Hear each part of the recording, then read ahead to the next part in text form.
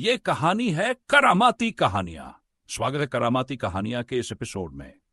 यह कहानी कोलंबिया के एक छोटे से गांव से शुरू होती है, जहां गरीबी के बीच जन्मा एक लड़का अपने सपनों को साकार करने के लिए किसी भी हद तक जाने को। यह कहानी है पाब्लो एमिलियो एस्कोबार गेविरिया की, जिसे दुनिया कोकीन किंग के नाम से जानती है।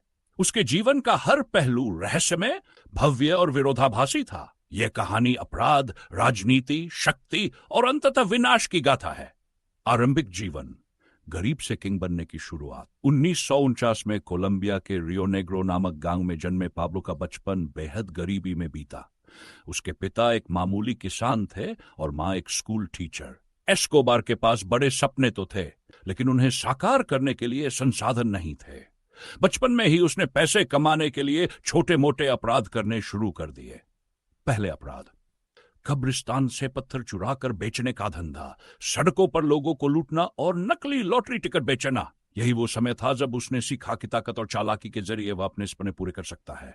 अपराध की दुनिया में पहला बड़ा अपराध 1970 के दशक में हुआ। उसने एक अमीर व्यवसायी का अपहरण किया और उसके परिवार से $1 लाख की फिरौती वसूली। इसी के साथ उसने अपने इरादे साफ कर दिए कि वह छोटे अपराधों तक सीमित रहने वाला नहीं था। ड्रग तस्करी का पहला अनुभव, उसने 14 किलो कोकीन चुराकर इसे बेचने का काम शुरू किया।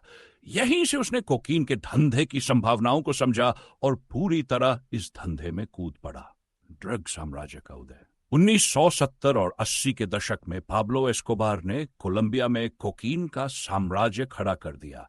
उसने ड्रग्स की तस्करी के लिए अपनी निजी एयरलाइन, पनडुब्बियां, बड़े जहाज खरीदे। सांख्यिकी, हर हफ्ते 70-80 टन कोकीन अमेरिका और अन्य देशों में भेजी जाती थी। उसकी संपत्ति इतनी अधिक थी कि वह एक दिन में करीब 400 करोड़ रुपए कमाता था।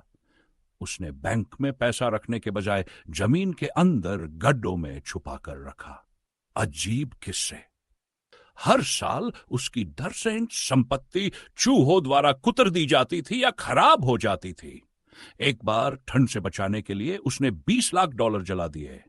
एक बार जंगल में कार खराब हो जाने के कारण उसको अपनी बेटी के साथ वहीं रुकना पड़ा। ठंड बहुत ज्यादा थी। जब उसकी बेटी को ठंड बर्दाश्त नहीं हुई तो उसने अपने गार्डों को गाड़ी में रखे $30 लाख को जलाने का आदेश दिया, जिससे उसकी बेटी को आराम मिला। रॉबिन हुड छवि और राजनीति में प्रवेश। पाब्लो ने अपराधी होने के बावजूद गरीबों के दिलों में अपनी जगह बना ली। उसने झुग्गी बस्तियों के लिए घर बनवाए, स्कूल और अस्पताल बनवाए और गरीबों में पैसे बांटे। उसकी इस उदारता ने उसे गरीबों के बीच रॉबिन हुड बना दिया। राजनीति में कदम, उसने कोलंबिया की कांग्रेस का चुनाव लड़ा और जीत हासिल की। उसने सरकार को कोलंबिया का कर्ज चुकाने का प्रस्ताव दिया, बशर्ते उसे और उसके धंधे को कानूनी मान्यता दी जाए। प्लाता ओ प्लोमो, यह उसकी कुख्यात नीति थी। जो रिश्वत ले लेता उसे पैसा मिलता, जो मना करता उसे गोली मार दी जाती। सीसा। गिरावट की शुरुआत। 1980 के दशक के अंत तक पाब्लो एस्कोबार दुनिया का सबसे वांछित अपराधी बन चुका था। अमेरिकी और कोलंबियाई सरकारों ने उसके खिलाफ सर्च ब्लॉक नामक विशेष अभियान चलाया। अंतिम दिन 2 दिसंबर 1993 को पुलिस ने उसे मेडेलिन में घेर लिया। कुछ रिपोर्ट्स के अनुसार उसने खुद को गोली मारी, जबकि अन्य के अनुसार पुलिस की गोली से उसकी मौत हुई। विरासत और मौत के बाद भी उसकी छवि एक नायक और खलनायक दोनों के रूप में जीवित रही। उसकी अंतिम यात्रा में हजारों लोग शामिल हुए। विरासत, उसकी संपत्तियां सरकार ने जब्त कर ली। उसका परिवार देश छोड़कर भाग गया। कई किताबें, टीवी सीरीज और फिल्में उसकी जिंदगी पर आधारित हैं। सीख और निष्कर्ष। पाब्लो एस्कोबार की कहानी एक सबक है कि अपराध के रास्ते पर कितनी भी ताकत और पैसा क्यों न हो, अंततः यह विनाश का कारण बनता है। उसने साबित किया कि अपराध की दुनिया में स्थायी सफलता असंभव है।